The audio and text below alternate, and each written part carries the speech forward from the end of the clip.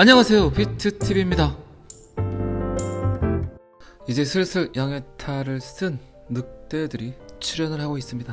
FTX 사태를 미끼로 암호화폐 전체를 먹으려는 미국, 이럴 줄 알았죠. 여러분들도 전쟁이 터져봐야 국가의 중요성을 알고, 돈줄이 막혀봐야 직장의 중요성을 알고, 헤어져 봐야 내가 왜 살을 빼지 않았을까라는 고민들을 하고, 떡락해봐야 내가 왜 던지지 않았을까를 고민을 하죠. 지금 어쨌든 소비자들은 우리의 돈을 지켜줄 수 있는 규제기관이 필요하구나를 절실히 느끼는 아주 드라마틱한 타이밍에 미국은 어쨌든 미국 국회의원 의회 최초로 디지털 소위원회 구성을 했다. 자, 여기서부터는 구독자분들에게만 노출이 되는 영상입니다. 구독, 좋아요 좀 눌러주시고요. 디지털 자산 소위원회를 이끌 프랜츠 힐 하원 의원은 우리는 혁신적 관점에서 미국을 리더로 만들 뿐만 아니라 소비자와 투자자를 보호하는 디지털 자산에 대한 규제 법적 프레임워크를 만들고 싶다고 쌩을 깠습니다. 썰을 풀었습니다. 암호화폐 투자자들이, 그리고 암호화폐 개발자들이 그렇게 개고생을 해서 던지지도 않고 이 고통 속에서 이 시장을 참고 견뎠는데 이제 덥석 어떤 놈들이 와서 다 먹으려 하고 있습니다. 어쨌든 필요한 겁니다. 인정할 건 인정해야 되고 받아들일 건 받아들여야 되겠죠. 어쨌든 여러분들 참 잘 견디셨습니다. 던지지 않고 아직까지 제 영상을 듣고 꿋꿋하게 버티시고 계셨다면 이제 꽃길을 걷지 않을까요? 지금까지 거의 가시밭길을 걸었기 때문에 이제 꽃길을 걸어야 되겠죠. 제가 작년에 그런 이야기를 꽤 많이 했죠. 규제의 한 해가 될 것이다. 칼바람이 불 것이다. 갈론만 갈 것이다. 라는 이야기를 했는데 어쨌든 작년은 엄청난 떡락을 했고, 또 이런 패턴들이, 이런 형태들이 규제의 명확성을 갖기 위해서 준비를 했던 그런 한 해였다면 올해는 정말로 규제안이, 명확성이 나오는 한 해가 되지 않을까 싶습니다. 어쨌든 암호화폐 시장에서 집 나간 며느리도 돌아오게 하는 그런 한 해가 되지 않을까요? 제 생각만 그렇습니까? 여러분들 생각은 어떤가요? 별로 생각이 없으신가요? 가격만 오르면 되죠. 뭐 고민하겠습니까? 숫자가 가장 중요하죠. 자, 이 소위원회의 임무는 디지털 자산 생태계에 대한 연방 규제기관 사이에 명확한 규칙을 제공하고 블록체인 금융 기술을 소외된 지역사회에 도달하도록 촉진하는 정책을 개발하고 교육 시스템을 만들 것 같아요. 우리나라도 좀 빨리빨리 블록체인, 비트코인, 암호화폐에 대한 교육 시스템을 굴려야만 이 시장에서 돈을 많이 벌 수 있습니다. 이제 그런 시기들이 오지 않을까요? 저한테도 요새 부쩍 강의를 해달라는 요청이 많이 들어옵니다. 그런데 강의료가 맞지 않아서 안 가고 있습니다. 농담입니다. 아직까지는 투명한 곳이 아닌 저를 이용하려는 그런 곳들에서 메일이 오기 때문에 제가 노하고 있습니다. 괜히 거기 가서 삥을 뜯길 것 같은 그런 부담감이 들기 때문에 제가 노를 했고, 조만간 가까운 시일 내에 여러분들이 알만한 공간에서 저를 직접 뵐 수 있을 것 같기도 합니다. 자, 어쨌든 그렇게 말도 많고 탈도 많았던 암호화폐, 비트코인, XRP, 이더리움을 금융 생태계로 인정을 하고 그 기술들을 소외된 지역사회에 도달하도록 촉진하는 정책을 개발한다는 소리를 다 듣습니다. 살다 보니까 별소리를 다 듣네요. 참, 그렇게 아주 그냥 욕해대고 씹어대고 무슨 공산당 취급을 하더니. 자, 그리고 다양성과 포용성을 지속적으로 강화하는 모범 사례와 정책을 식별하는 것이다. 그지같은 코인들 다들 식별해서 찢어버리겠다. 아직도 다단계 코인에 속아서 여러분들의 돈들을 삥 뜯어가는 곳들이 많습니다. 조심하세요. 제가 뭐 여러 번 이야기 드리지만 그런 곳들 가지 마시고 혹시 부모님에게 전화해서 살짝 물어보세요. 혹시 그런 데 가냐고. 그냥 노파심에 물어보세요. 제일 처음에는 긍정적으로 이야기를 해야 되겠죠. 부모님들에게 큰 소리를 치면서 절대 그런 데 가면 안 된다고 이야기를 해버리면 이분들이 이야기를 하지 않습니다.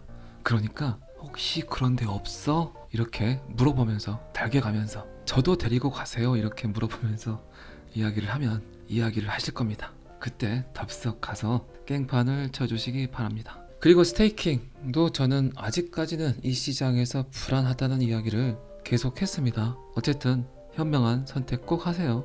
어느 순간 갑자기 모든 게 사라질 수 있습니다. 조금 더 벌겠다고, 조금 더 얻겠다고 너무 이것저것 나의 코인을 이사시키지 마세요. 업비트든 비썸이든 국내 거래소도 이제 다양한 코인들에 대한 스테이킹을 할 겁니다. 그럴 수밖에 없어요. 자, 그리고 이 힐 하원 의원은 이 사업을 수행하는 데 필요한 경험과 전문성을 가지고 있다고 하고요.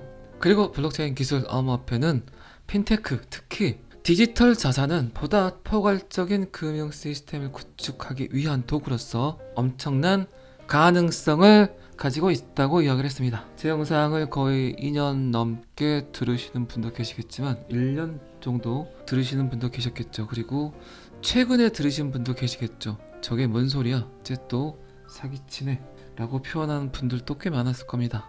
다 이해합니다. 잘 모르시니까. 그런데 그때 제가 그렇게 외쳤던, 이야기했던 내용들이 이제 하나둘씩 현실화가 돼 가고 있는 것들을 여러분들도 느끼시죠. 비트TV가 헛소리 하지 않았다는 거를 이제 더 깊게 느끼실 수 있을 거라고 생각을 합니다. 세상은 어쨌든 변해갑니다. 여러분들은 아침 일찍 나가서 밤 늦게까지 일상을 위해서, 여러분들의 가족을 위해서 열심히 일을 하고 있지만 여러분들이 느끼지 못하는 공간에서, 여러분들이 알아채지 못한 그런 것들에서 세상은 무섭게 변해가고 있습니다. 여러분들에게 코인 개발을 하라고 한 적은 없습니다. 여러분들에게 거래소를 차리란 말도 하지 않았습니다. 하지만 지금은 어쨌든 디지털이란 공간 안에서 내 성을, 내 집을, 그 벽돌을 하나씩 쌓아 올려가야 되는 시기입니다. 그렇지 않으면 여러분들이 엄청난 후회를 할 수밖에 없습니다. 여러분들이 코인 개발을 할 수는 없고 4차 산업혁명을 이끌 수 있는 힘이 없는 대신에 여러분들이 지금 할 수 있는 일은 미래 산업, 블록체인 산업, 디파이 금융, 그 모든 것을 이룰 수 있게 하는 XRP에 투자하는 그 자체만으로도 여러분들은 충분히 디지털 안에서 여러분들의 성을 쌓고 있는 행위라고 생각을 합니다. 제가 자꾸 XRP 하지만 지금은 어쨌든 내 집을 쌓기에는 가장 큰 도구가, 가장 큰 벽돌이 XRP라고 생각을 합니다. 자, 디지털 자산은 감독이 필요하고 소비자 보호가 필요하며 올바른 프레임워크가 필요하다. 우리는 핀테크를 위한 혁신과 블록체인 사용이 미국에서 가능하기를 바란다. 이런 데이터들은 어디에 직격탄을 날리고 있습니까? SEC 의장 게리 겐슬러에게 간접적인 압박을 하고 있죠. 그리고 이런 말들의 가장 큰 근원은 지금은 방금 전에도 이야기했던 그 코인, XRP 리플이 그 모든 규정과 명확성을 만들 거라고 생각을 합니다. 그래서 중요한 겁니다. 소송이 거의 마무리되는 그 시점에, 그리고 비트코인이 약간 반등이 나오는 그 시점에, 어제는 골드만삭스 이야기가 나왔고 영국이 또 암호화폐 허브 이야기가 나왔고, 그리고 또 오늘은 이제 슬슬 암호화폐 시장을 성장시키려는 미의회까지, 제가 어제도 말씀드렸지만 악재는 악재를 부르고 허재는 허재를 부릅니다. 그런 말 있죠. 장사꾼 울리는 사람은 장사꾼이고 여자를 울리는 사람은 여자라는 거. 항상 중력과 같이 돈이 모이는 곳으로 쏠리게 돼 있습니다. 호재들은 계속해서 또 다른 호재를 끌어당깁니다. 희한하죠, 그런 거 보면. 어쨌든 미 의회에서는 끊임없이 강조를 하는 게 미국이 리더가 돼야 된다는 이야기를 끊임없이 하고 있습니다. 어쩔 땐 이런 것들이 되게 얄미워 보이기도 해요. 지들이 뭐라고, 니들이 뭔데, 자꾸 금융, 돈 이야기만 나오면 리더가 되겠다는 이야기를 그렇게 주구장창 하는지. 하지만 미국이 리더가 돼야만 여러분들이 원하는, 그리고 제가 원하는 곳까지 XRP가 점핑 할 수 있습니다. 자, 이 기사는 여기까지만 보시고요. 자넷 앨런이 또 지금 미국 부채 이야기를 하고 있습니다. 리플은 $10,000로 디자인되었다 이야기의 근원은 결국 미 재무부 장관의 미국 디폴트, 채무 불이행에 관한 데이터에 의해서 시작이 됐다고 해도 과언은 아니죠.